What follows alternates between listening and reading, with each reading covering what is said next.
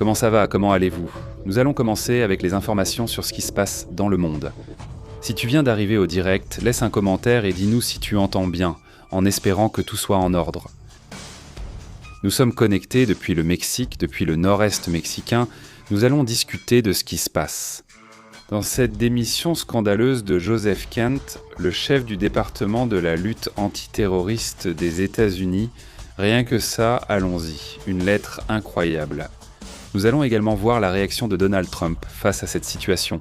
Qu'a dit Trump à ce sujet? Nous verrons aussi ce qui se passe dans ce conflit armé et dans le monde, ainsi que la raison du pétrole. Et évidemment, d'autres nouvelles également. Merci beaucoup à ceux qui arrivent, laissez votre commentaire et mettez un like si vous venez d'arriver. Merci beaucoup. Passons aux détails, j'espère que vous avez reçu la notification à temps. Espérons que oui. Il faut se rappeler que nous sommes sur Telegram, WhatsApp, Facebook, Twitter, sur tous les réseaux pour que vous receviez les notifications quand nous sommes en direct sur YouTube.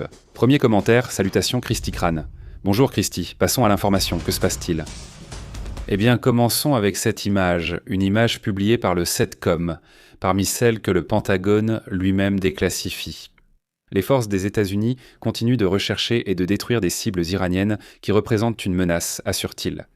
Cela fait partie de l'infrastructure et aussi, de la façon dont ils gèrent l'information. Il ne s'agit donc pas seulement d'affecter l'infrastructure militaire, et cela continue. Il est évident que l'accent est mis là-dessus en ce moment, même si, cela vient d'apparaître. C'est une critique très sévère, une critique qui montrerait un mécontentement de la part d'un secteur important du renseignement des États-Unis. Allons dans le détail de ce que l'on sait sur cette affaire. Rien de plus.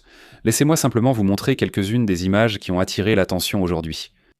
Par exemple, celle-ci qui aurait été une attaque survenue près de Bagdad. Une vague d'attaques aériennes à grande échelle qui aurait touché des positions des milices Al-Nahouba.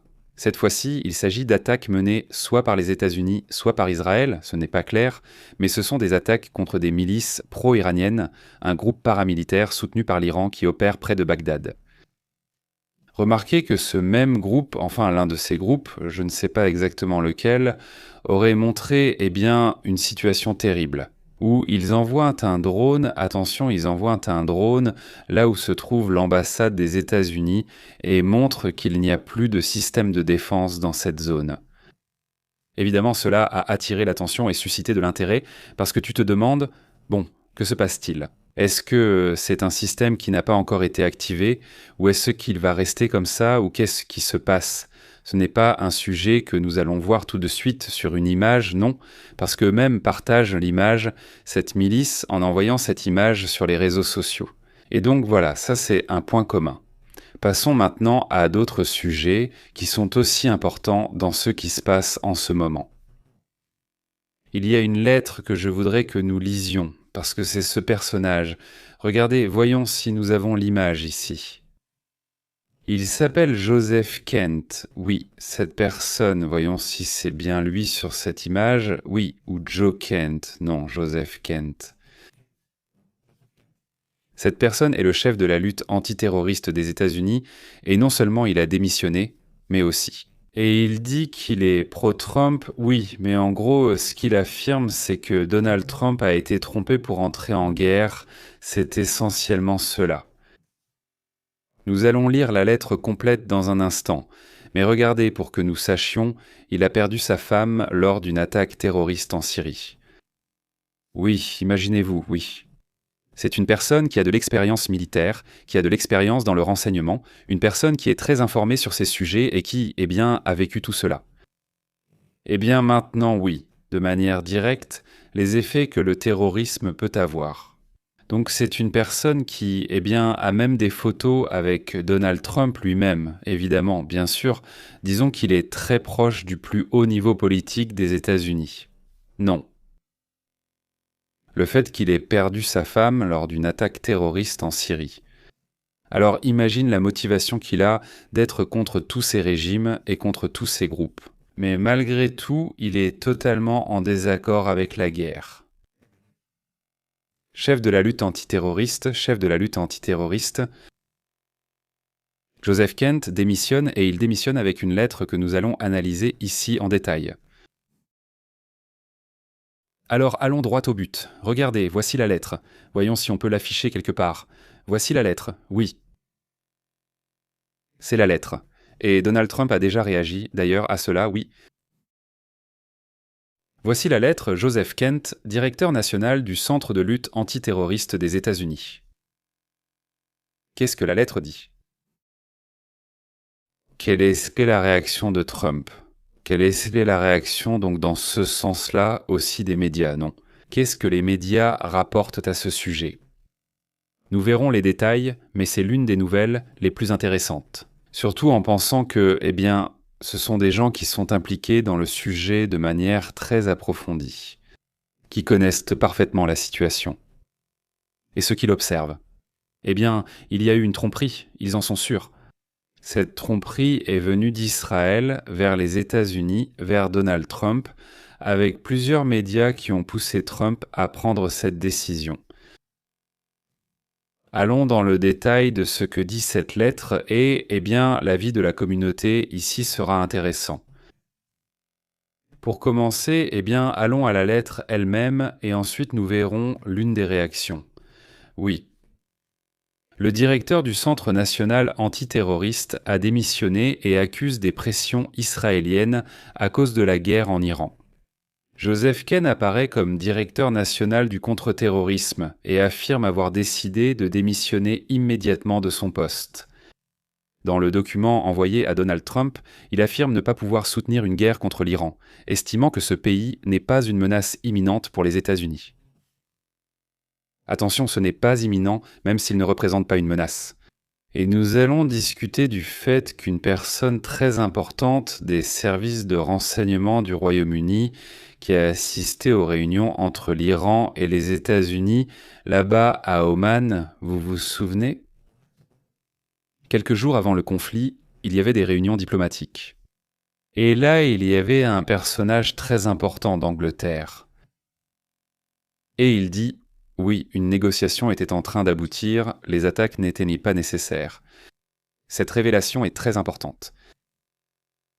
Mais pour revenir à la lettre, selon la lettre, Kent compare cette situation au chemin qui a mené à l'invasion de l'Irak. Il a souligné que c'est la même logique et que cela finit par coûter des milliers de vies américaines. À l'époque, cela a coûté des milliers de vies américaines pendant la guerre en Irak. Et pensez-vous qu'ils vont dans cette direction? Cet ex-fonctionnaire évoque aussi l'aspect personnel, affirmant que sa femme Shannon est morte pendant la guerre, déclenchée par un récit fabriqué par Israël sur la Syrie. Dans le texte, il soutient qu'il ne peut pas soutenir l'envoi d'une autre génération d'Américains mourir dans des conflits, qui, selon lui, ne profitent pas au peuple des États-Unis. La lettre se termine par un message direct. Il dit que Trump, le président, peut encore changer la direction du pays ou permettre qu'elle continue. Il appelle cela le déclin stratégique,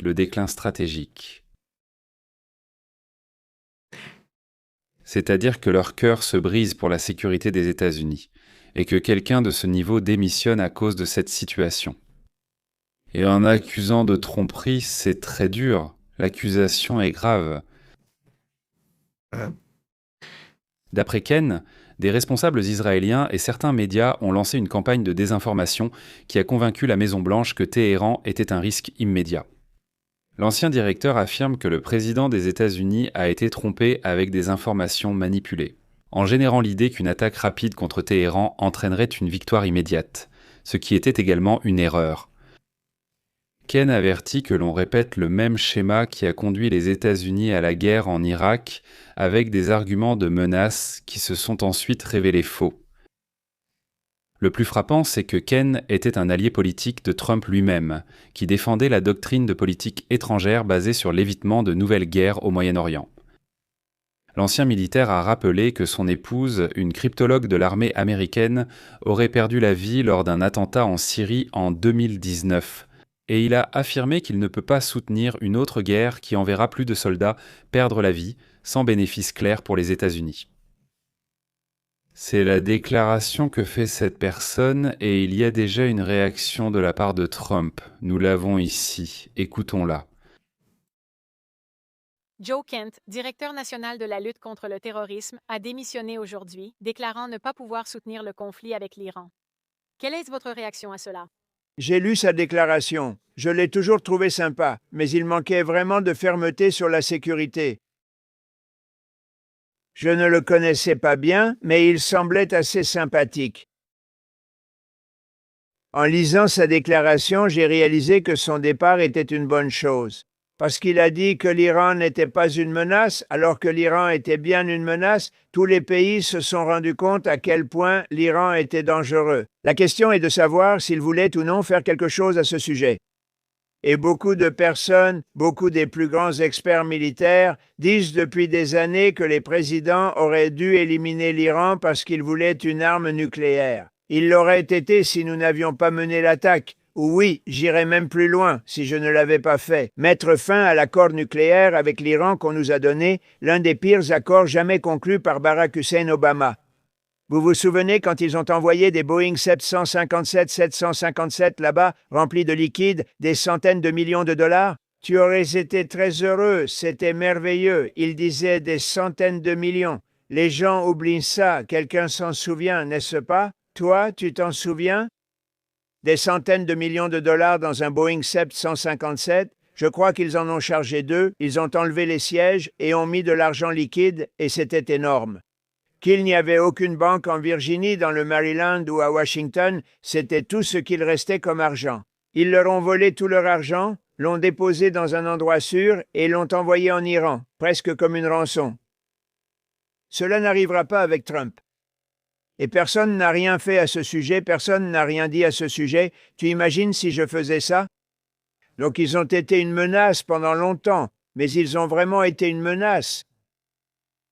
Si je n'avais pas mis fin à l'horrible accord qu'Obama a conclu, l'accord nucléaire avec l'Iran, tu aurais eu une guerre nucléaire il y a 4 ans, tu aurais eu un holocauste nucléaire et tu l'aurais eu à nouveau si nous n'avions pas bombardé le site. Alors, quand quelqu'un travaille avec nous et dit qu'il ne pense pas que l'Iran soit une menace, nous ne voulons pas de ces personnes. Parce que, et il y a certaines personnes, je suppose que je dirais cela, mais ce ne sont pas des personnes intelligentes ou des personnes astucieuses. L'Iran était une menace énorme et pratiquement toutes les nations de l'OTAN, et c'est le problème si on me disait que ce n'était pas une menace et donc ils ne veulent pas aider. Mais quand ils disent que c'était une menace et que c'était une grande menace, chacune d'entre elles, je crois que chacune d'entre elles, je ne sais pas si l'une a dit que ce n'était pas une menace, mais si c'en est une, nous n'aiderons pas. Je pense qu'ils sont très stupides, tu sais. C'est parce que je pourrais dire que ce qui se passe en Ukraine, probablement nous y sommes. Pour 400 milliards de dollars, nous ne dépensons plus d'argent, ils ne l'achètent pas et paient le prix complet. Mais Biden leur a donné entre 350 et 400 milliards de dollars en équipement et en liquidité. Un jour, ils devront enquêter sur l'argent liquide et on pourrait dire que ce n'était pas une menace. Tu sais, nous les aidons, donc nous les aidons et eux ne nous ont pas aidés et je pense que c'est très mauvais pour l'OTAN. Quoi? Presidente. Eh bien, c'est le message que donne Donald Trump pour dire que ce n'est pas important, alors qu'il y a accordé beaucoup d'importance. Et c'est aussi étrange qu'ils disent qu'ils savaient que c'était une personne faible. S'ils savaient que c'était une personne faible, pourquoi lui confier le poste de chef de la lutte antiterroriste des États-Unis? Je veux dire, évidemment, eh bien, il est plutôt contrarié par cette démission, et bon, c'est l'une des nombreuses réactions que nous allons analyser. Mais passons au rapport suivant.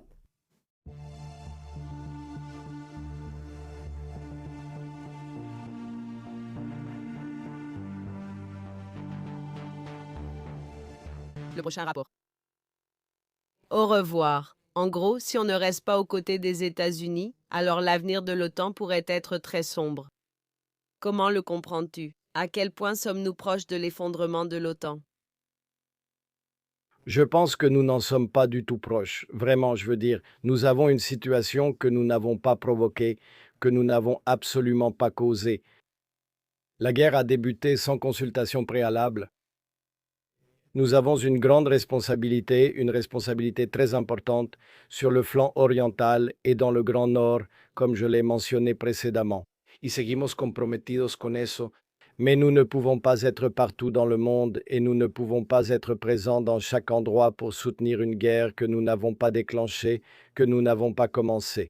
Il s'agit donc de trouver des moyens de résoudre la situation diplomatiquement et c'est ce à quoi nous nous consacrons. Nous restons engagés et prêts à aider à tout moment.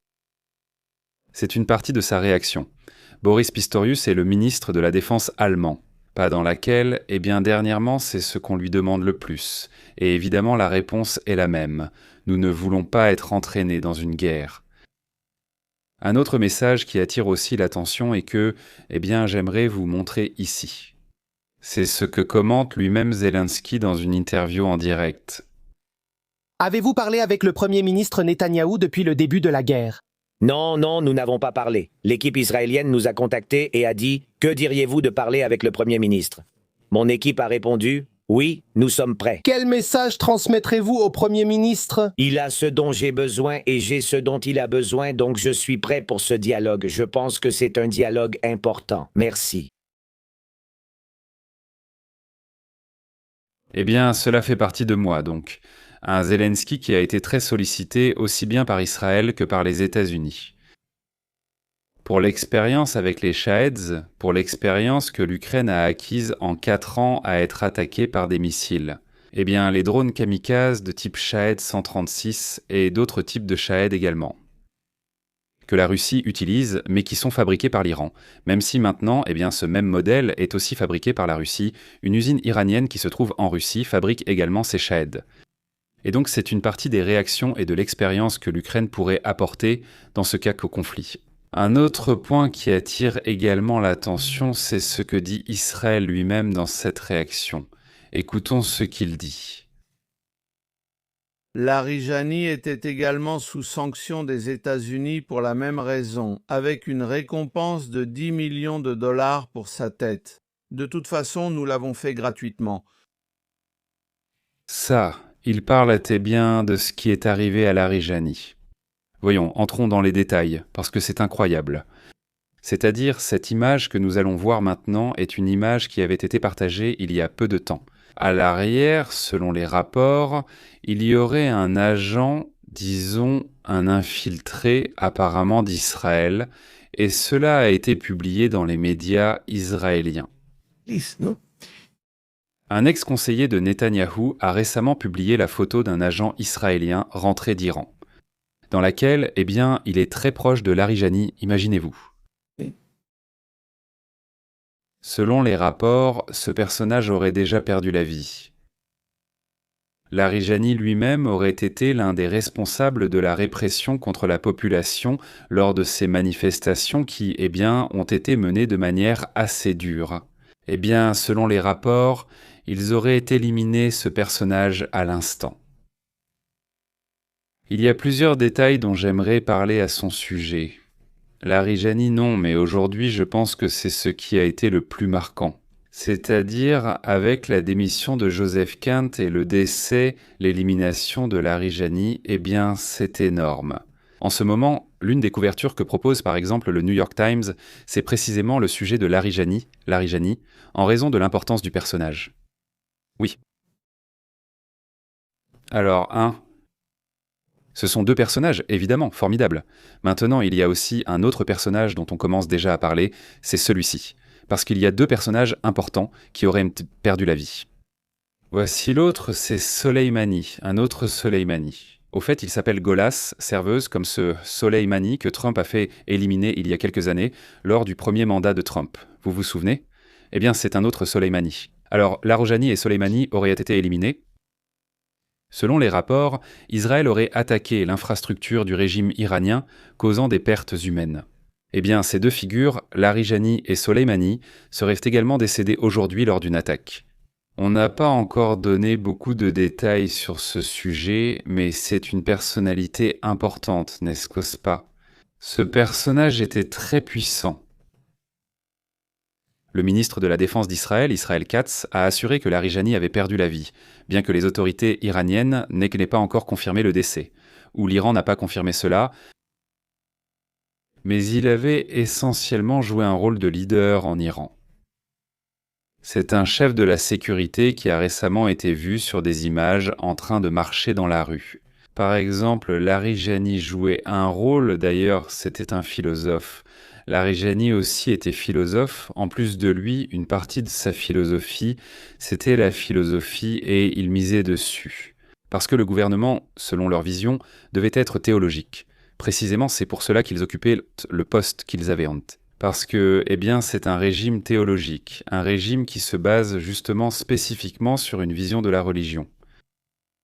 Ils assurent qu'en plus de l'idéologie, il était aussi très pragmatique. Larijani jouait un rôle fondamental depuis avant le conflit.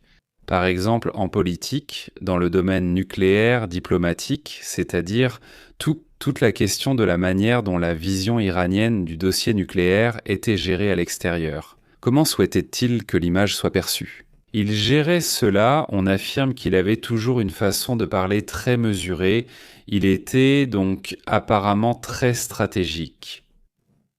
Un intellectuel, selon ceux qui le connaissent, c'était une personne très concentrée sur cela, sur l'intellectuel, sur la philosophie. Il aimait Kant, par exemple. Cette personne de 68 ans avait la confiance d'Ali Khamenei, de l'ancien guide suprême.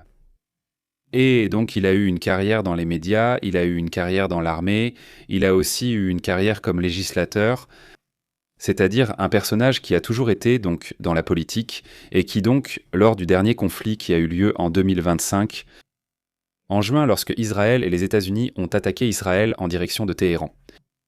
Ce personnage est devenu membre du Conseil suprême de sécurité nationale, un poste qu'il avait déjà occupé pendant longtemps auparavant. Et donc, ils l'ont remis à ce poste. C'était donc évidemment un personnage de grande confiance pour l'élite politique. Et c'est en quelque sorte une partie de ce qui a été commenté, n'est-ce pas ? Khamenei et Soleimani, deux personnages, mais il s'agit d'un autre Soleimani, pas celui déjà connu. Mais disons qu'après Ali Khamenei et le supposé décès de Mojtaba, ce qui n'a pas non plus été confirmé. Ces deux-là seraient deux des personnages les plus importants de l'élite politique iranienne qui ont perdu la vie dans ce conflit, dans cette guerre. Évidemment, cela fait partie de l'approche adoptée, très similaire à ce qui s'est passé, par exemple, avec le Hezbollah, avec ce groupe terroriste qui a également été démantelé en commençant par les premiers échelons de la pyramide, pour ainsi dire. Et c'est ainsi qu'ils ont développé une sorte d'attaque pour générer le chaos interne et avoir, un Hezbollah plus désorganisé, moins structuré. Bien que, pour l'instant, c'est un organisme qui reste actif, qui continue d'attaquer de temps en temps. Pas très souvent, mais il continue tout de même d'attaquer. Le nord d'Israël vers Haïfa et la région. Des roquettes, surtout. Alors, la partie de la guerre continue d'avancer, évidemment, mais le plus frappant, c'est qu'ils vont avec les dirigeants aujourd'hui. D'un message par là, Netanyahou qui assurait que l'approche, en gros, c'est faire en sorte que le régime s'affaiblisse suffisamment pour que la population elle-même obtienne ou récupère le pouvoir. Nous verrons bien ce qui se passe, mais regardez, il y a un message que nous avons traduit ou doublé de ce Netanyahou, voyons ce qu'il dit. Ce matin, nous avons éliminé Ali Larijani. Ali Larijani est le chef de la garde révolutionnaire, qui est la bande de gangsters qui dirige réellement l'Iran.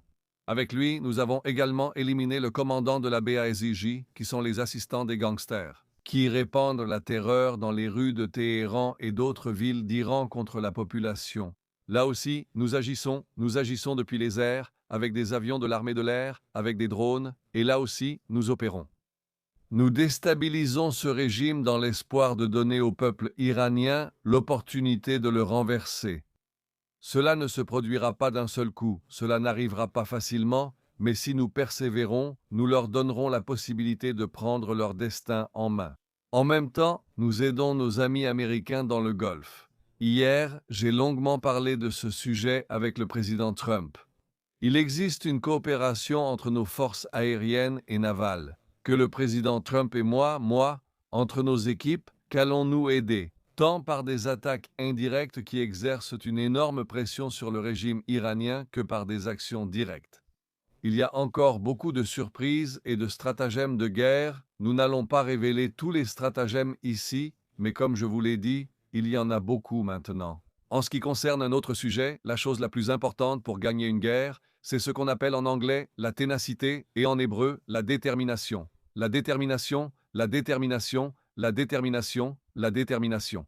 La détermination des dirigeants, la détermination des commandants, la détermination du peuple. Nous sommes déterminés à gagner et nous allons atteindre ces objectifs. Je vous demande simplement d'ignorer les canaux du découragement. Nous remportons des succès historiques avec l'aide de Dieu.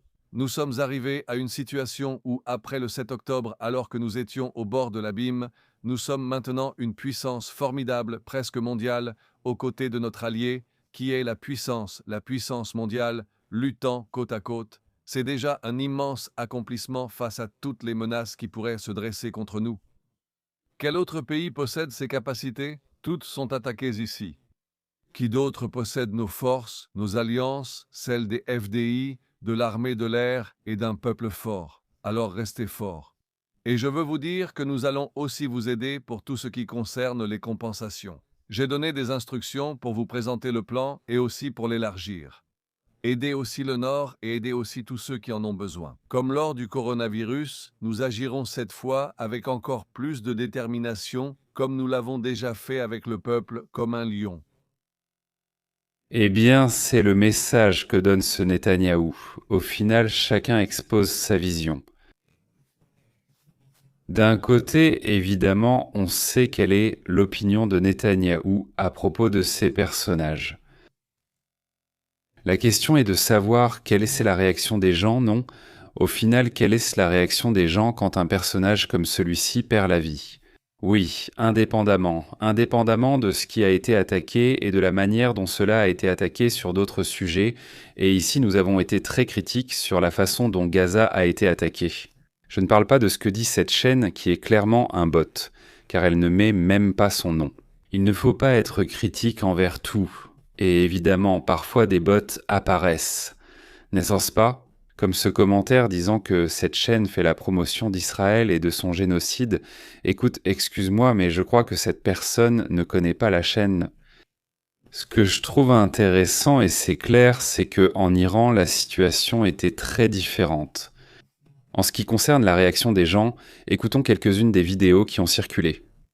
Quelle a été la réaction lorsqu'ils ont appris que Olari Hani avait perdu la vie?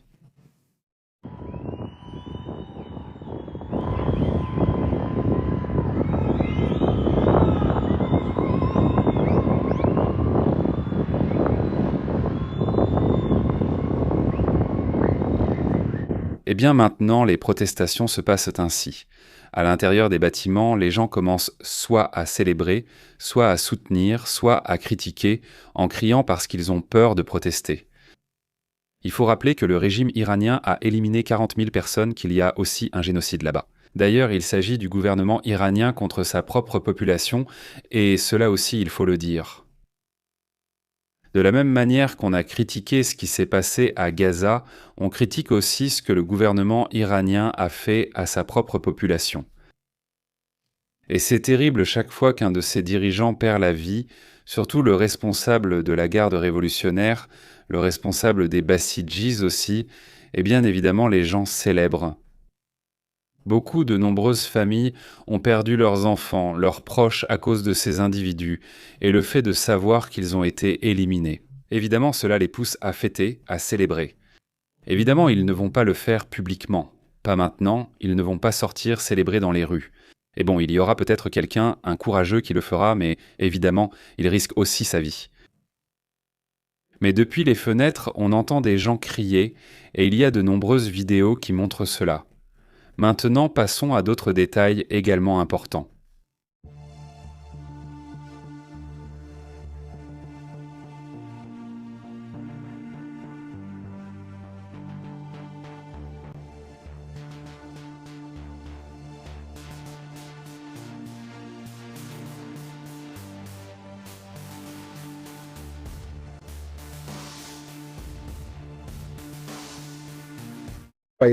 Nous vous remercions d'attendre le rapport du Parlement, mais d'un autre côté, il y a une contradiction avec ces promesses électorales.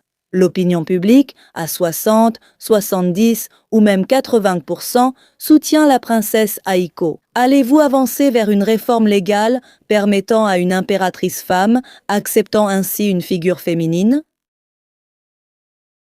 Oui, enfin, la première ministre Sanae Takaichi. À ce moment-là, C'est l'heure, excusez-moi. Eh bien, en ce qui concerne la discussion concrète sur la succession impériale après l'ère du prince héritier Hisahito, la situation actuelle n'est pas mûre pour cela et on pourrait même considérer que cela déstabiliserait la succession impériale. C'est pourquoi le rapport du groupe d'experts le souligne également. À l'heure actuelle, Sa Majesté l'Empereur actuel, Son Altesse le Prince héritier Akishino, ainsi que les membres de la génération suivante, sont les candidats qualifiés pour la succession impériale. En partant du principe que Son Altesse se trouve au centre-ville, nous ne devons pas permettre que le cours de la succession impériale soit perturbé. Voilà quelle est la situation. De plus, il a été proposé que la princesse Mako conserve son statut de membre de la famille impériale, même après son mariage. Le gouvernement respecte ce rapport et considère que cette question doit être débattue à la Diète, afin que le gouvernement reçoive la volonté de celle-ci et, sur cette base, procède à la législation correspondante. Il s'agirait de présenter une telle proposition. Eh bien, il est très intéressant d'observer à notre époque un débat au sein même du Parlement japonais, auquel participe la première ministre, la toute première femme première ministre du Japon. Et je dis que le fait qu'elle soit une femme est important, parce que c'est la première. Et parce qu'elle défend, dans ce cas, qu'il n'y ait pas d'impératrice selon les règles de l'empereur. En ce qui concerne la royauté, il faut que ce soit le fils aîné, un homme, donc ce n'est pas accepté, même si la population japonaise demande qu'on soit plus flexible, qu'on change cette règle pour que ce soit l'aîné. Dans ce cas, une femme... Eh bien, Sanada Takaichi, étant une femme et première ministre, dit que ce n'est pas prêt, que ce n'est pas le moment. Disons que le sujet qui pourrait provoquer une déstabilisation, ce serait supposément le fait de mettre une impératrice et non un empereur. Dans ce cas, eh bien, cela attire évidemment l'attention. Eh bien, ce sont des sujets là-bas au Japon qui suscitent évidemment des opinions partagées et des critiques du fait que ce soit elles qui disent cela. Et puis un autre sujet qui attire aussi l'attention, c'est ce moment où le fils du chat a été capté. Cela s'est passé dans un aéroport. Eh bien, c'était à Johannesburg, là-bas en Afrique du Sud. Là-bas, il a été accueilli par quelques Iraniens qui lui ont offert des fleurs.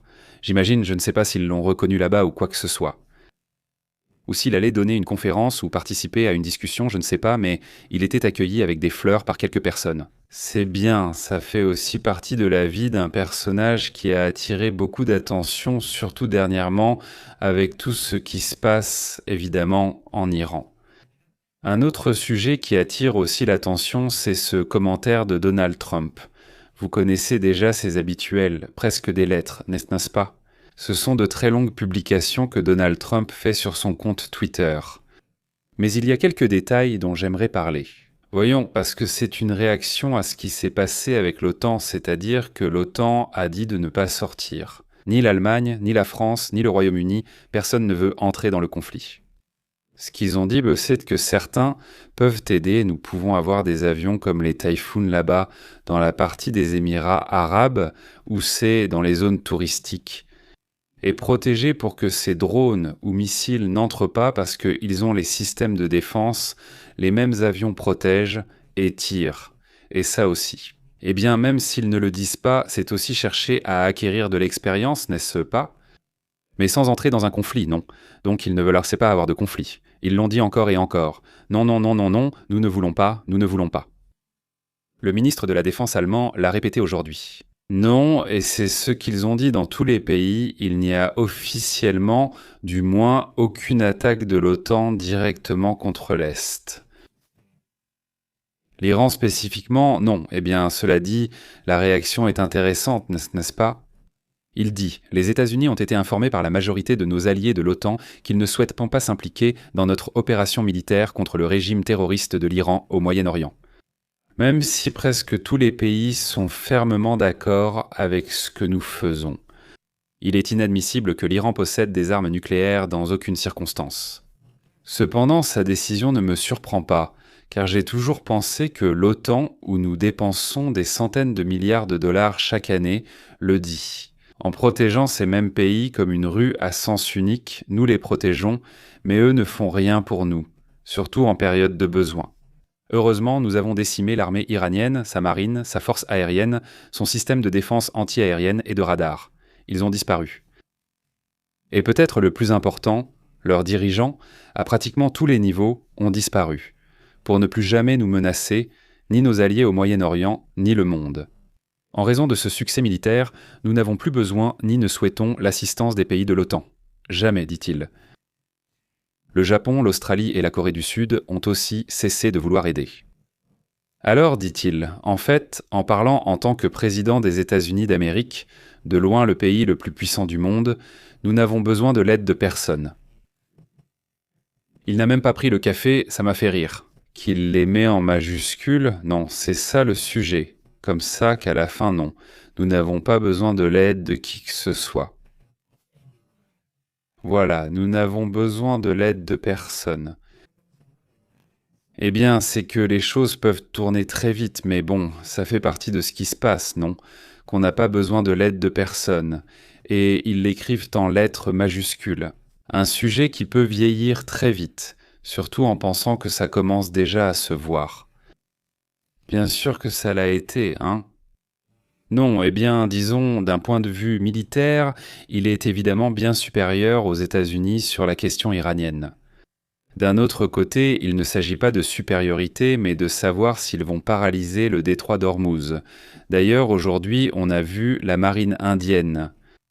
Et on pourrait se dire « Ah, l'Inde aide déjà les États-Unis », mais non, l'Inde. Ce qu'elle a fait, très simple, elle a parlé avec l'Iran, l'Inde, et lui a dit « j'ai besoin de pétrole du Moyen-Orient.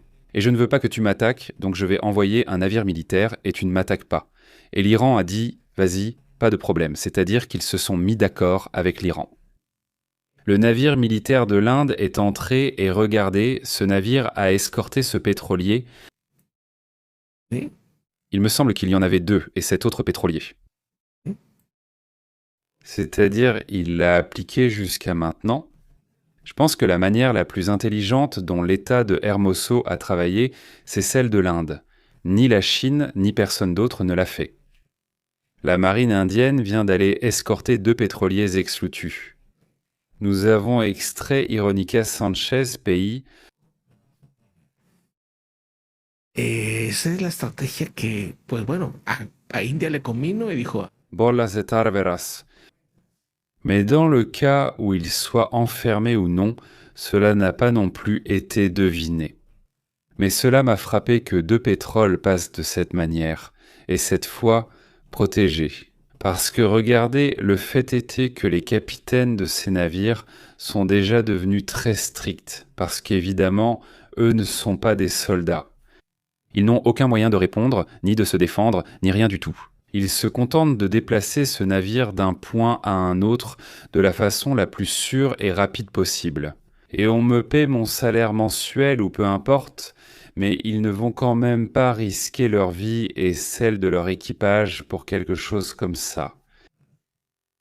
Alors ils disent « Eh bien j'attends ». Donc tout le monde a dit « J'attends, j'attends ». Et ils ne veulent pas passer, même si on leur a dit « Non, si, toi tu peux passer parce que tu es de Chine », parce qu'ils ne veulent pas passer. Il y a eu des rapports supposés disant qu'il y a eu 2 ou 3 occasions où des groupes de navires chinois sont passés. Surtout qu'au début, les premières semaines, puis ensuite, apparemment, il y en a eu 1 ou 2 par jour. Pour l'Inde, cela pourrait être la stratégie de faire passer des navires. Donc 1 ou 2 escortés jusqu'à un certain point de l'océan, puis l'escorte revient et va en chercher d'autres. Et ils vont continuer comme ça.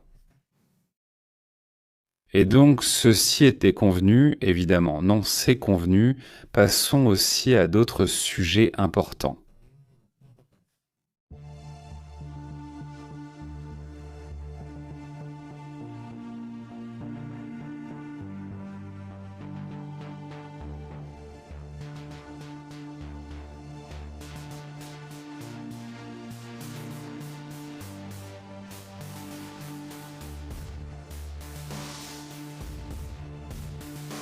Cela attire beaucoup l'attention.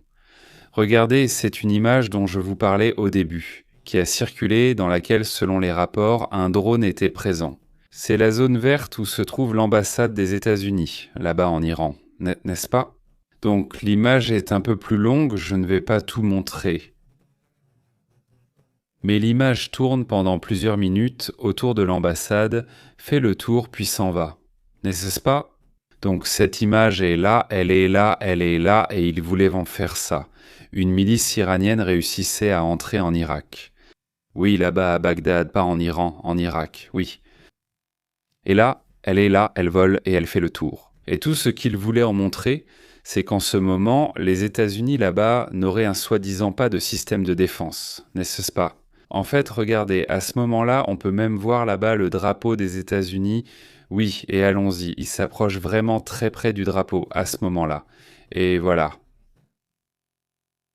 C'est-à-dire, cela casse beaucoup de choses qu'on veut parfois dire, comme si tout était déjà facile, comme si je n'avais pas besoin d'aide, dit Trump. Quand tu dis cela, oui, évidemment, j'insiste, c'est une armée bien plus puissante que celle de l'Iran. S'il vous plaît, je ne pense pas que quelqu'un de sain d'esprit va croire que c'est moi. Ce n'est pas ça, la question n'est pas là, mais la situation est la même.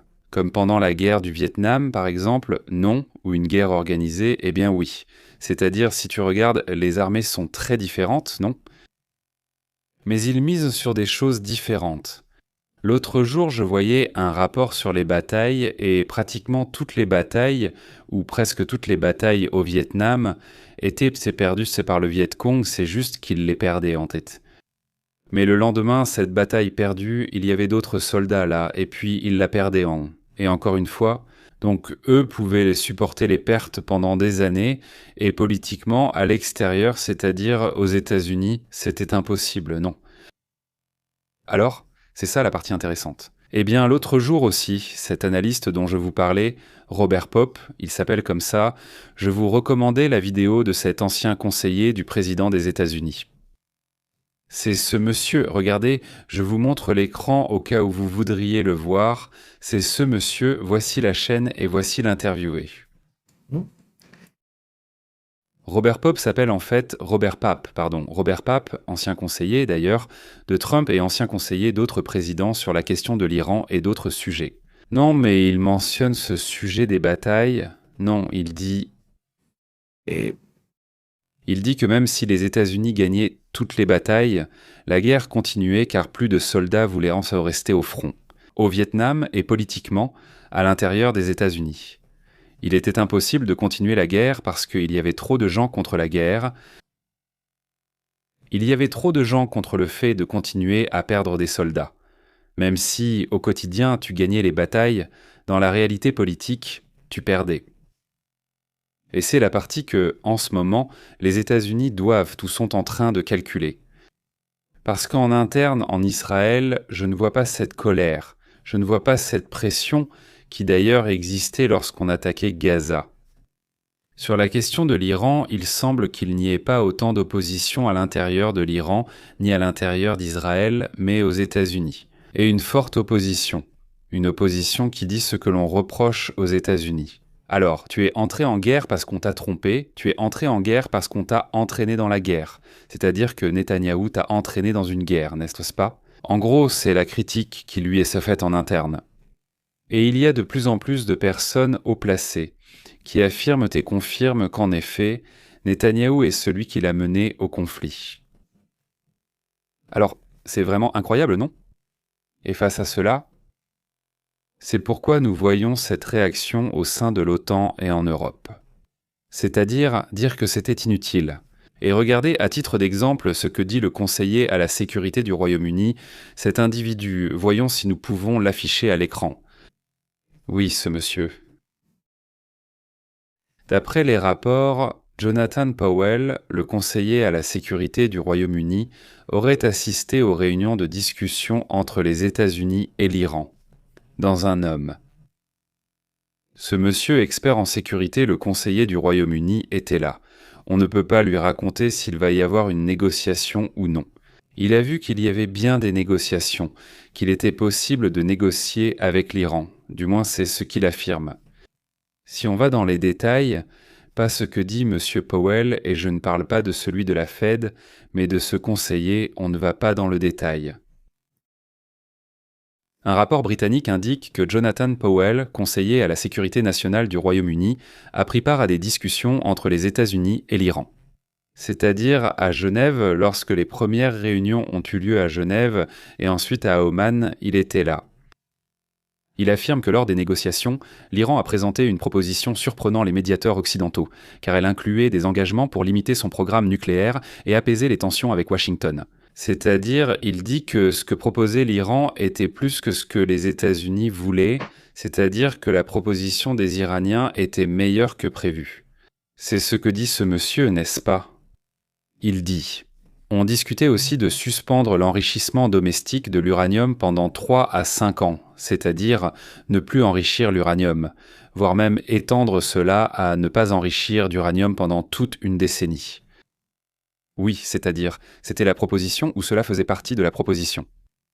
Parmi ce qui était proposé, il y avait l'élimination du stockage de l'uranium hautement enrichi. Accepter la supervision de l'Agence internationale de l'énergie atomique, l'AIEA, qui s'occupe précisément de cela. Pas de veiller à la sécurité de la question nucléaire, n'est-ce pas ? Selon des sources diplomatiques, l'équipe britannique considérait que la proposition iranienne n'était pas un accord final, mais constituait une avancée significative pouvant servir de base à un nouveau cycle de négociations techniques. La prochaine devait avoir lieu à Vienne, en Autriche, et elle est prévue pour le 2 mars. Bien sûr, la guerre débute le 28. La présence de ce monsieur Jonathan Powell, c'est qu'ils assurent que le Royaume-Uni n'était pas seulement très impliqué dans les négociations, mais qu'il connaît parfaitement la situation. Le Royaume-Uni a donc insisté sur sa volonté d'éviter la guerre. Parce qu'ils ont dit, la proposition était là, la proximité était là, il y avait la possibilité de négocier et cela n'a pas été accepté. Du moins, c'est ce que dit Powell. Une autre réalité que nous avons vue, et ici nous en avons été témoins, vous et moi, c'est que l'Iran est expert pour faire semblant de négocier. Alors je ne sais pas si Powell dit oui, je pense que la négociation est possible. Ou bien il a cru au récit iranien, parce qu'il faut aussi reconnaître une autre chose. Les Iraniens ont tendance à être comme ça, c'est-à-dire, ils ont tendance à dire « écoutez, eh bien, voilà, c'est ce que nous sommes en train de négocier, serrons-nous la main et tout ». Après 2 ou 3 semaines, tu t'assieds à nouveau et il demande « de quelle négociation s'agit-il » Ils ne se rappellent plus et repartent de zéro. Alors il continue à gagner du temps, et ce temps-là, eh bien, c'est pour développer, enrichir l'uranium, que ce soit pour le programme nucléaire, pour perdre du temps ou une autre stratégie, nous ne sommes pas à l'intérieur et ne verrons pas. Ce que nous pouvons savoir, ce sont les faits. Ce qu'ils montrent, c'est qu'ils prétendent négocier. Ils te donnent l'espoir d'une négociation, et au dernier moment, ils prolongent et ils prolongent encore. Donc ça aussi, c'est une autre réalité. Je veux dire, pour essayer de trouver un juste milieu entre autant de chaos et autant d'informations différentes, eh bien, c'est ce que dit le conseiller. C'est ce que nous avons vu dans les faits, c'est-à-dire que négocier avec eux est extrêmement compliqué. Je ne dis pas qu'il n'y avait pas de possibilité de négocier, simplement que dans les faits, c'est ce qui apparaît. Je pense qu'on aurait pu fixer une date limite et dire, voyons, pour chaque étape. Non. Si cette date s'était dépassée, tu sais déjà qu'ils ne veulent pas négocier. C'est juste du spectacle. Voilà, c'est ce qui se passe actuellement. Avec cette réaction de Powell, avec la réaction de Boris Pistorius, le ministre de la Défense là-bas en Allemagne, avec la même chose. Comment s'appelle le chef de la lutte antiterroriste, Joe Joseph Kent, pas des États-Unis, avec la réaction de Trump, etc., etc. Passons à d'autres sujets.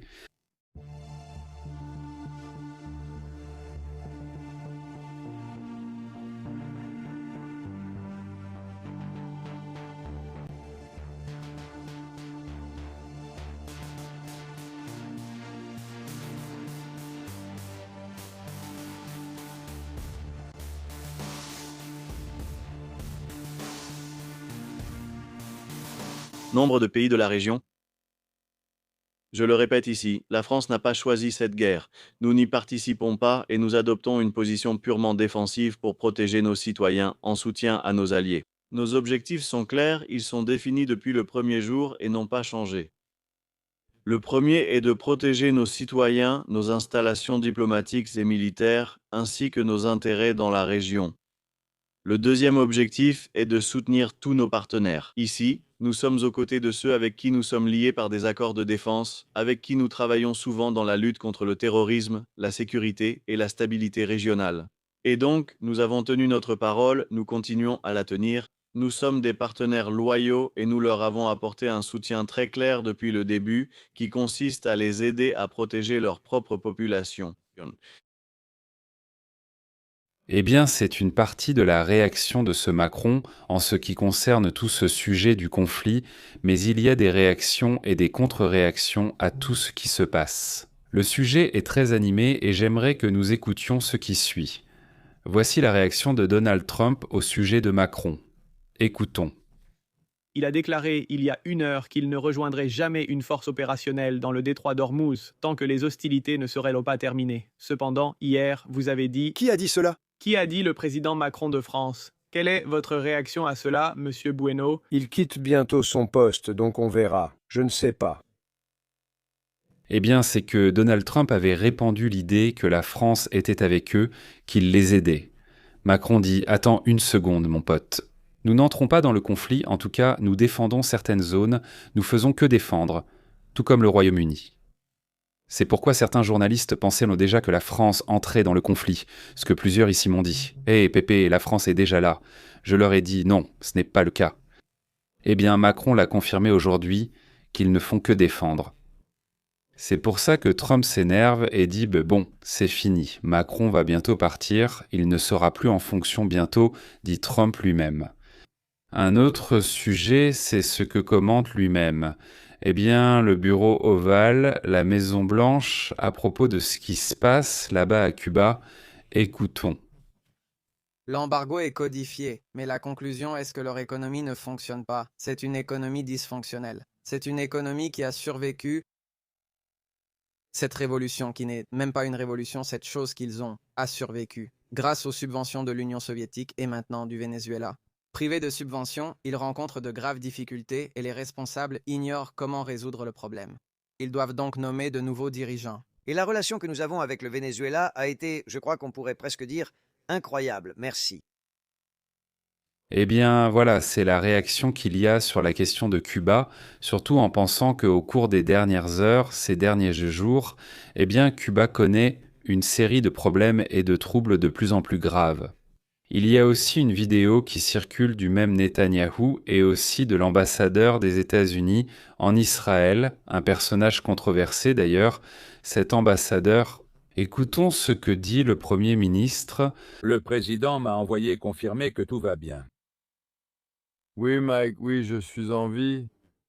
Je l'ai vérifié et je suis content de le voir. Mais il voulait s'en assurer parce que, tu sais, vous vous entendez trop bien. Je sais et on se serre la main avec 5 célibataires, mais je dois te dire que je suis en vie, mais j'ai cette carte. Ton nom est sur la liste des gentils, des bons garçons. Merci. Et ce que le président et les forces des États-Unis, les forces armées, font est incroyable. Nous sommes très fiers d'être côte à côte avec eux pour nous débarrasser de ces fous. Ils aimeraient développer des armes nucléaires et les moyens de les envoyer dans toutes les villes américaines, mais après les avoir éliminés, ils ne pourront pas faire cela, nous sommes en train de les exterminer. Et j'adore ça. Merci, monsieur le Premier ministre, ravi de vous voir. Merci, Mike, prenez soin de vous. Eh bien, c'est en partie pour cela que l'ambassadeur des États-Unis arrive avec ce gamin pour lui dire « Eh bien, oui, il est vivant. Voilà, je ne sais pas quoi, il a 5 doigts, que sa main était bien la sienne et tout ça. » Il montre la liste de ceux qu'il a éliminés, des dirigeants qu'il a éliminés ou qui ont été éliminés dans ce conflit. La liste est énorme, elle ne cesse de s'allonger, évidemment. Donc ce conflit ici, voilà la... Je ne sais pas si c'est la liste complète, pour ainsi dire, ce n'est pas sûr, c'est une partie de ce qui est montré en ce moment. Voilà, il y a aussi le cheminée, il y a Dijani, ils ne sont pas tous indiqués là. Il y a celui des Vasidj, voici Soleimani, encore un autre Soleimani, non. Enfin, c'est l'une de ces personnes, c'est pareil. Si Danilo a confirmé, pour certaines personnes que nous voyons ici sur cette liste, l'Iran ne les a pas confirmées. Il y en a certains qui oui, d'autres non, surtout les plus récents comme Dijani, eh bien ce n'est pas encore confirmé, ni celui qui est ici à droite non plus. Soleimani non plus ne l'a pas confirmé. Du moins, je n'en ai pas connaissance pour l'instant. Même si Israël l'a déjà confirmé, les États-Unis l'ont également confirmé. Ils ne l'ont pas fait, mais normalement, ils mettent quelques jours de plus pour confirmer ce genre de situation, n'est-ce pas? Celui-ci, j'ai vu un commentaire qui disait que, comme il était philosophe, l'a dit Jani. Eh bien, ce n'est pas moi qui le dis, ce sont ses biographes, ce sont ses experts qui le disent. Après tout, ce sont eux qui le connaissent, pas moi. Donc d'après ces rapports, c'est un personnage qui a toujours été là et qui a toujours étudié la philosophie. Étudier la philosophie ne fait pas de toi quelqu'un de bon ou de mauvais. C'est-à-dire, il y a des gens très bons qui étudient la philosophie et des gens très mauvais qui étudient pas la philosophie. Ça n'a pas de sens. Allez, parfois les gens confondent et pensent qu'un intellectuel doit être bon.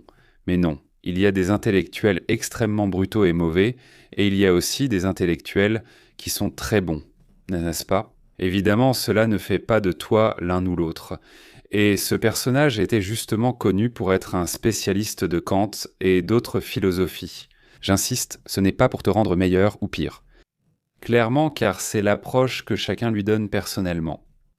Passons maintenant à d'autres sujets également importants. Un énorme salut au fait à Blanca Barcelot, à Patry Monsalve, à Charles, à Candela, à toute la communauté. Merci beaucoup pour votre commentaire. Francisco Ars, Juan Gabriel, un énorme salut. Passons maintenant à d'autres sujets également intéressants, et tout à l'heure nous passerons aux commentaires. Billy, comment vas-tu?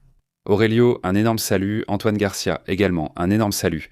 Merci beaucoup pour tes commentaires. Au fait, est-ce que quelqu'un se connecte depuis Cuba, de la région Est Cuba? J'ai le sujet du séisme qui a eu lieu hier. Nous en avons parlé vers 2h du matin. Nous étions en train de transmettre à ce moment-là. Il n'y a pas beaucoup d'informations à ce sujet. C'est une région qui subit ou souffre de ces coupures de courant. Nous verrons s'il y a des commentaires à ce sujet, mais en attendant, passons à d'autres sujets intéressants.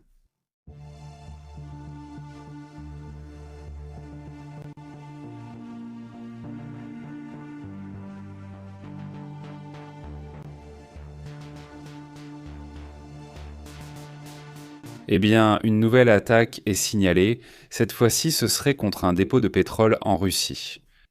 Il brûle toujours. Ce n'est pas seulement à cause des attaques, car nous avions déjà évoqué cela il y a quelques jours. C'est comme les incendies à Oman, par exemple, ceux de Miratus Alves, qui prennent 3 ou 4 jours à être éteints. L'incendie est actif depuis plusieurs jours. Malgré cela, les autorités locales ont affirmé que la situation est sous contrôle. Ils l'assurent, mais évidemment, les incendies continuent, d'après ce qu'on a pu observer. Un autre point qui attire l'attention est ce moment où un incident est signalé. Il s'agit de la caméra de sécurité d'une dashcam. À ce moment-là, la voiture a failli s'envoler.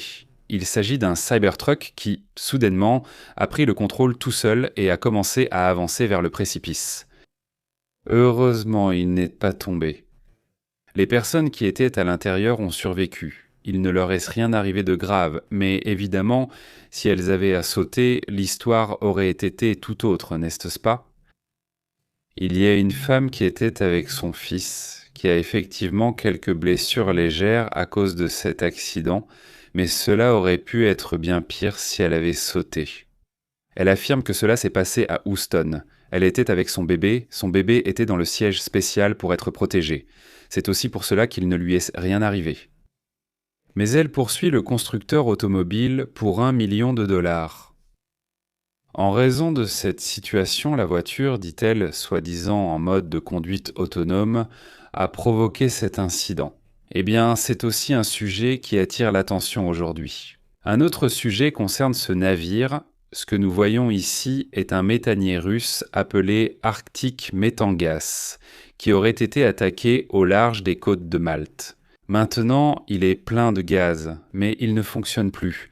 Le navire est abandonné, ils assurent que c'est le cas. Les vents et les mêmes courants pourraient et pousser ce navire vers l'Italie. Oui, donc, ils enquêtent, ils réfléchissent à ce qu'ils vont faire avec ce navire qui pourrait se briser à tout moment. Et là, il est plein de gaz, d'après ce qui est rapporté. Eh bien, cela fait aussi partie de ce qui se passe dans cette région du monde. Une autre des images et des commentaires qui attirent l'attention, c'est ce qu'a dit Gustavo Petro. Nous en avons aussi parlé à 2h du matin lors de notre première émission de la journée aujourd'hui. Nous avons commencé très tôt, nous avons parlé de ce supposé bombardement de la part de l'Ukraine, de l'Équateur vers la Colombie. Écoutons ce que Petro lui-même dit à ce sujet. Des bombes sont apparues, une bombe larguée depuis un avion. Les méthodes vont être bien étudiées et tout près de la frontière avec l'Équateur. Ce qui confirme un peu mon soupçon, mais il faut bien enquêter pour savoir si c'est vraiment l'Équateur qui nous bombarde et non les groupes armés. De nombreuses explosions ont déjà eu lieu. Un enregistrement existe et devrait, selon moi, être rendu public. Ce n'est pas nous qui l'avons fait, c'est arrivé parce que cela vient de l'Équateur. Et il y a une chose étrange, j'ai demandé à Trump d'agir, d'appeler le président de l'Équateur, parce que nous ne voulons pas entrer en guerre. Je suis fier d'avoir sorti la Colombie du danger des missiles, mais ils tombent partout dans le monde. Maintenant, c'est l'époque des missiles, une mort pour l'humanité. Menace après menace, nous avons réussi à sortir la Colombie, il tombait déjà chez le voisin. Mais nous n'avons pas non plus à être bombardés avec des armes plus légères, disons, du point de vue d'un missile, mais la souveraineté nationale doit être respectée. Alors, après l'enquête déjà technique pour savoir exactement la bombe est-elle active, n'est-elle pas en trompe, est-elle dangereuse, alors nous devons prendre les décisions qui s'imposent. Eh bien, cela fait partie des réactions de Petro sur ce sujet. Nous verrons ce qui se dit d'autre à ce propos. En attendant, passons à d'autres sujets également intéressants. Une mise à jour de ce qui se passe avec cette tempête qui a frappé là-bas aux États-Unis. Une tempête qui s'est produite dans la partie centrale, mais aussi vers le nord-est des États-Unis, où l'on peut encore observer de forts vents dans toute cette région. La tempête hivernale a rendu la circulation très dangereuse dans certaines régions et entraîné des milliers d'annulations de vols. Et cela a également provoqué un vent du nord vers le Mexique, qui se trouve en ce moment encore dans la partie sud-sud-est du pays. Et aussi vers Cuba, la Floride qui ont également été touchés là-bas. Il y a eu de multiples coupures de courant. Cela concerne surtout cette zone du nord-est et la région des Grands Lacs, où il y a eu quelques coupures de courant qui sont généralement résolues en quelques heures. Le service météorologique affirme que de larges couches de neige et des vents ont frappé les États du nord-est, affectant surtout la mobilité de la région. Le Midwest, région du nord des États-Unis. Entre le 15 et aujourd'hui, le 17, il s'est accumulé une quantité de neige atteignant environ 60 cm.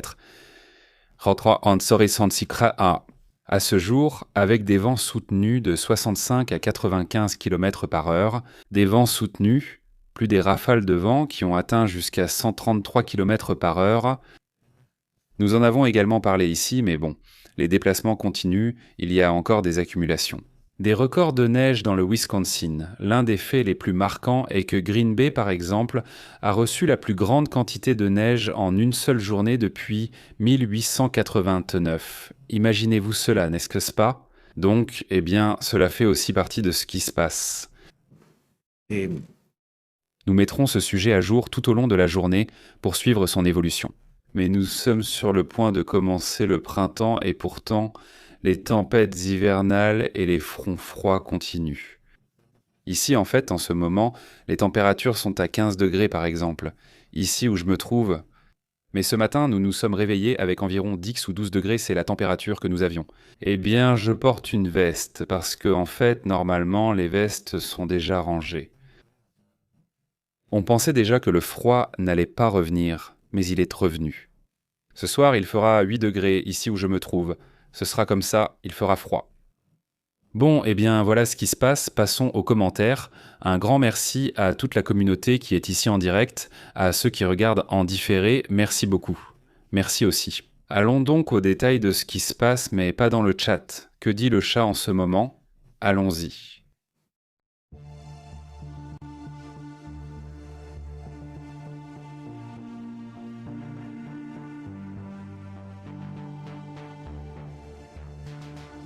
Salut, comment vas-tu, Gloria? Très bon bilan, alors. Alors, comment ça s'est passé pour toi? Nous allons prendre ici le chat à cette partie, Gloria dit. Hier, depuis l'après-midi et une partie de la nuit, il n'a pas arrêté de pleurer. À Puebla, il faisait chaud et hier matin, il faisait nuageux, puis vers 2 heures de l'après-midi, le ciel s'est couvert et la température a baissé, et aujourd'hui c'était pareil au réveil. Bonjour Gloria, comment vas-tu? Le printemps est étrange. Salutations aussi à Nicole, Franco et Fabricio. Comment allez-vous? Un grand salut, merci de nous accompagner, Nico. Un grand salut aussi. José, mon homonyme, José Zaraté. Comment ça va? Comment allez-vous là-bas? Salutations à ta famille. Francisco Ars Gabriel, bonjour à tous, qui d'autre est cela? En direct, laissez votre commentaire. Gabriel, Rulox, Monica, salut, merci beaucoup. Pareillement, TKML Maître. Salutations. Dit l'un d'eux ici à Tijuana, voitures autonomes, je ne sais pas si ce serait un cas sérieux, il dit. Salut, comment tu vas? Merci aussi au fait pour ce super chat, salutations jusqu'à Tijuana, un grand salut de KL Maître. Comment ça va? Oui, en vérité en ce moment, sincèrement, eh bien oui. Oula, une voiture autonome, peut-être plus tard, pas pour l'instant vraiment, une fois que ces voitures seront plus expérimentées, je ne doute pas que les statistiques seront en leur faveur. Non, mais c'est un peu compliqué tout à coup de se laisser faire comme ça, juste se laisser emmener. Non pour les autonomes, oui, c'est un peu effrayant, salutations. Blanca, comme le dit même Blanca, elle dit qu'elle a peur des autonomes. Je sais, c'est vraiment à réfléchir. Sincèrement, merci. Oui, ce Carlos, comment vas-tu? Très bien, Patrick, comment ça va? Comment vas-tu? Salutations, très bien, Perla, quoi de neuf? Perla, Lucia aussi, Lucia, Medina dit. Il n'y a pas de son, non, si, il y a du son, oui, ici je surveille, ici j'entends.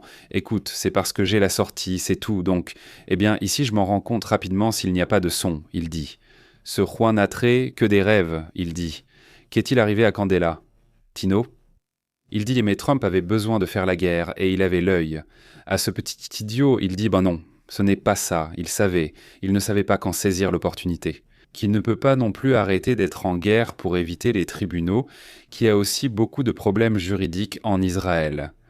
Salut Tino, comment vas-tu? Il dit, je n'avais jamais entendu un homme plus ignorant que le présentateur de cette émission. Eh bien, Juan Gabriel, ça en dit long sur toi, mon ami. Ce commentaire parle parfaitement de toi. Je t'envoie un grand salut. Prends soin de toi. Salutations. J'ai adoré le commentaire, vraiment. Il ne fait que s'exposer, c'est incroyable. Candela dit salutations. Il y a quelques jours, j'étais avec des Israéliens. Ils ont dit que la situation en Israël était très triste parce qu'on y commettait des crimes d'eux. Et je ne faisais que les regarder en silence et continuer à manger. Je les ai juste regardés en silence, puis j'ai commencé à manger. Eh bien, salutations Candela, comment vas-tu? Très bien, Antonio Garcia dit le papier et les réunions. J'aurais pu dire beaucoup de choses, mais le fait était que pour l'islam, il est acceptable de mentir au nom de ce qu'il dit. Je voyais juste leur visage d'idiots.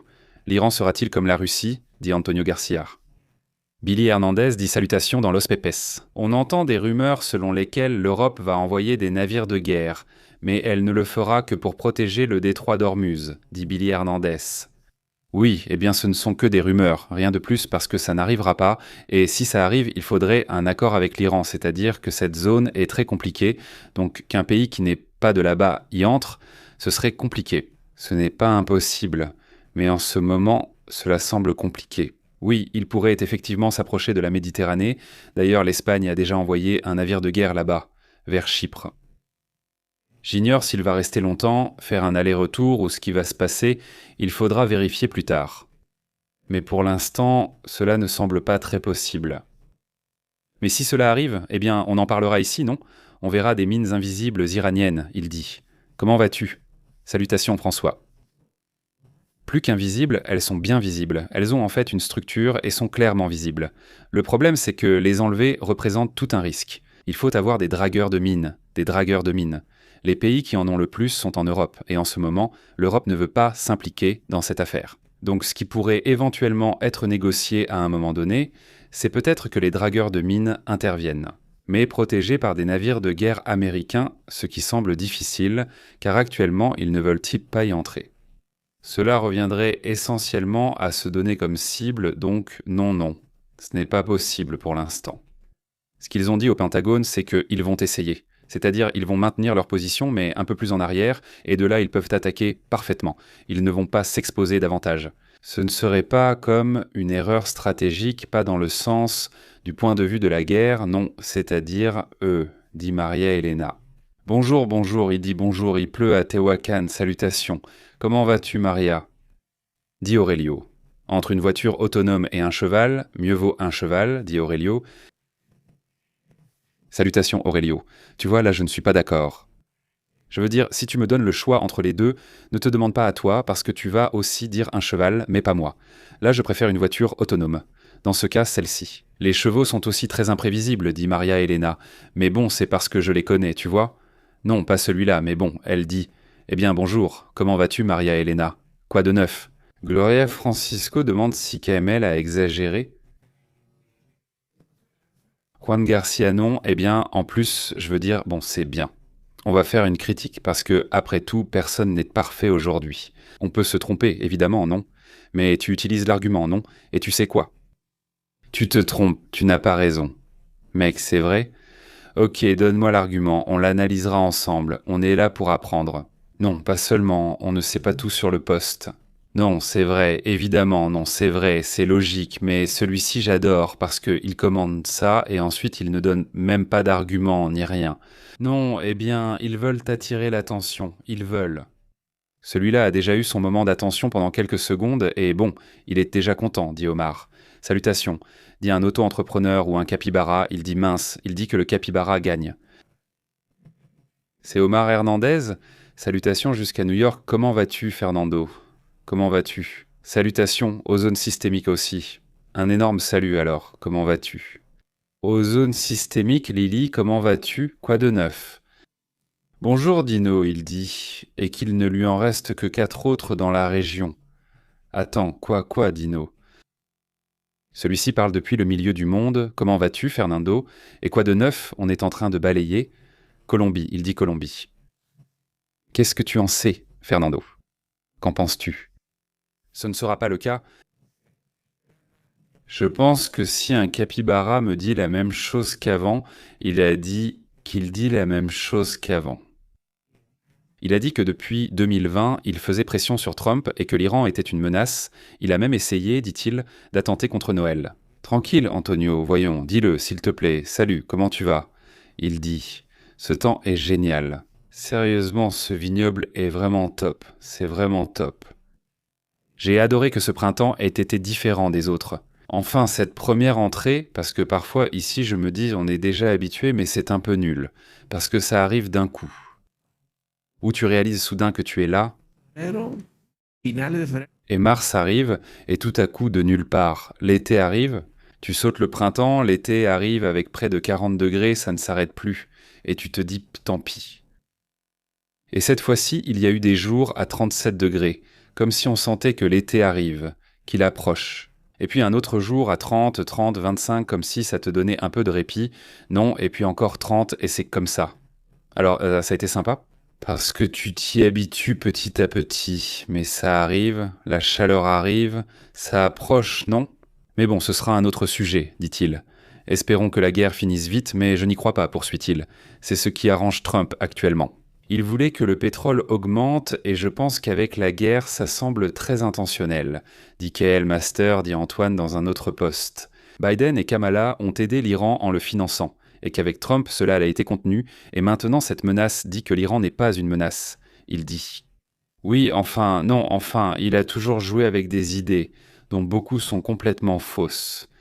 Mais, eh bien, il faut se rappeler que Trump n'est pas un stratège, Trump est un politicien, n'est-ce pas? Enfin, dans tous les cas, donc. Il fait ce qui fonctionne pour sa stratégie politique, mais pas une stratégie militaire. Il ne pense même pas à ça, enfin, il pense aux élections, il pense à ces sujets-là. Et aussi à pouvoir avoir autre chose qui attire l'attention. Et que ce ne soit pas les sujets internes qui en ce moment lui ont causé beaucoup de soucis, beaucoup de problèmes en interne, ça ne marche pas. Évidemment, le sujet des ovnis, sur lequel ils n'ont absolument rien révélé, ils ont dit « Nous donnons l'ordre de révéler toutes les informations sur le sujet. OVNI. » Absolument, mais absolument rien. Rien sur le sujet. Et il y a vraiment des choses qu'il pourrait-on dire, il y a des informations qui sont très intéressantes. Rien, absolument rien. Jusqu'à présent, au moins, non, mais bon. En ce moment, c'est le pétrole qui commande. N'avions-nous pas dit qu'on regarderait le chiffre? Regarde, il reste autour de 100 $, donc, le pétrole, où en est-il? Voilà, il est à 100 $ avec 15 centimes. 100 $ et 15 centimes. L'idée, avec tout le retrait des réserves qu'il y a eu, c'était de le faire descendre autour des 80 $. Hier, on aurait dit qu'ils allaient y arriver, il semblait que ce sujet avançait. Je me suis dit qu'ils allaient mais peut-être réussir, non? Ils baissent le prix avec les réserves et reviennent encore vers 80-35 $. Mais eh bien, aujourd'hui, ce que ça montre, c'est qu'il y a plus de nervosité qu'autre chose. Alors, laissez-moi regarder ça en détail ici, voyons si on peut voir le graphique complet. Parce que je veux dire, la hausse, oui, c'est là, c'est cette hausse. Regarde, elle est complète. Voilà, 100 $. Avec 2 centimes en ce moment, avec 2 centimes en ce moment. Eh bien, on verra s'ils arrivent à baisser le prix, mais pour l'instant, c'est très élevé. Et il semble que... Non, il ne semble pas. La tendance est à la hausse, pas à la baisse. C'est très très très clair. Au fait, le Bitcoin est déjà à 74 000 $. Au fait, l'or est déjà en train de les frôler, c'est-à-dire il est en train de casser.